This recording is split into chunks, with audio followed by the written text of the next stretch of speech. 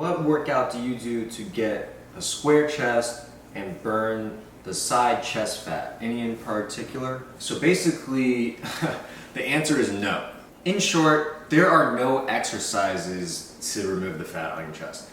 Personally, since I stay so lean, I'm pretty lean today. Since I stay so lean, when I pack on fat, I notice it instantly, man. So it's all about perspective, guys. The perspective is you guys aren't being honest with yourselves. When you look in the mirror, you guys clearly see that you have fat on your chest, all right?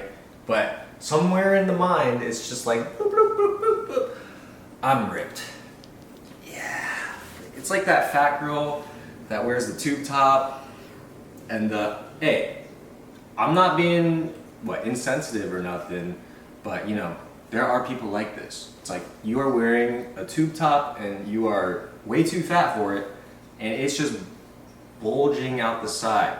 There is a perspective, there's just a perspective problem going on for certain types of people. So maybe, this guy has a solid chest, I don't know. But there are no particular exercises to get your chest fat down. But you know what really helps the chest fat go away is training your chest extremely hard, all right? You're gonna get it nice and pumped, you're gonna get that full range of motion, and then when you're standing, you wanna get that perfect posture so your chest actually looks big. These things are going to push the fat. Over time, as you get a more full chest and it's filling all around, filling up to the collarbone and to where the shoulder begins, it is going to move the fat. Let's say you're a person that you just started lifting and you're overweight. So you got the saggy titties and basically your chest muscles are really small. Just think of these little small muscles that barely are pushing any skin. The more you train your chest, let's say the upper chest, which I really like to prioritize, it is going to give you lift. It's going to give you the cleavage and it's going to pull all that stuff you got down here and pull it upwards. If you guys got cone titties, you really have to hit the chest hard and get the upper chest. It's going to pull everything up, guaranteed. Now, the square chest muscle, guys, this guy's talking about the side chest. The squareness, that's genetics, all right? I think Logan Franklin, his chest is like a goddamn rectangle. It's so square. Mine is more of like a swoop.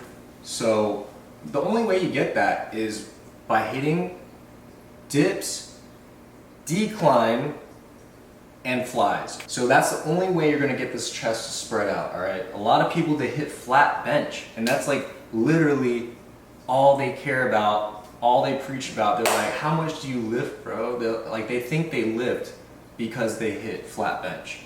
It's like, no, you gotta hit all the exercises to be an actual lifter, bro. When you restrict yourself to these, simple lifts, like the flat bench, the deadlift, and the squat, because you have different goals, it's like you can't really expect your chest to be full and, the fat to be burning off like magic, because you're probably cutting, right? You're trying to get that fat off, but you're not hitting all the different angles and hitting what's required to get the full chest.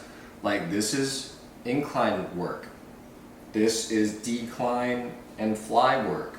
And then the chest as a whole is flat bench and incline, just right there. And then decline, maybe, throw that in. I don't know if I've told you guys, but I really don't care about decline these days because it's all about the incline and getting the upper chest. And that's what really makes chest impressive. You guys are seeing it for yourself. This is no decline. And if I really wanted to do decline, I could load it up on the weighted dips. But guys, the only way to get the titty fat off is, you guessed it, a caloric deficit, guys. You have to be in a caloric deficit. If you guys are just eating to be big and training the wrong muscles, not getting all the angles, your chest isn't full to stretch and pull the fat elsewhere, it's just never going to be addressed, all right? You have to have a lot of moving parts moving in the right direction, and that's why bodybuilding is so hard. A lot of people, they just get one thing right, like the flat bench, and they think that's all it takes. You guys have to have an open mind, keep going. You need to get that sense of urgency up and really fulfill all multiple freaking like 8 to 10 exercises for each muscle group. There's a lot of exercises, and that's what it takes. But let's say you have the caloric deficit and you're training your chest. Well, eventually your chest fat's gonna go away and you're gonna think, man, my chest is getting super small.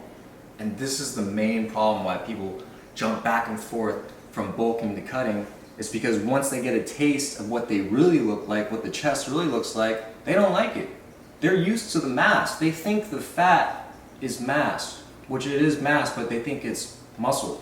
And it's just not the same. But the main way you really get that impressive chest with the cuts and little fat is you have to do the caloric deficit combined with the right frequency. So I need you guys to hit your chest at least twice a week, and it's gonna put you in the best position to succeed. Like, comment, and subscribe, guys. I will see you in the next video.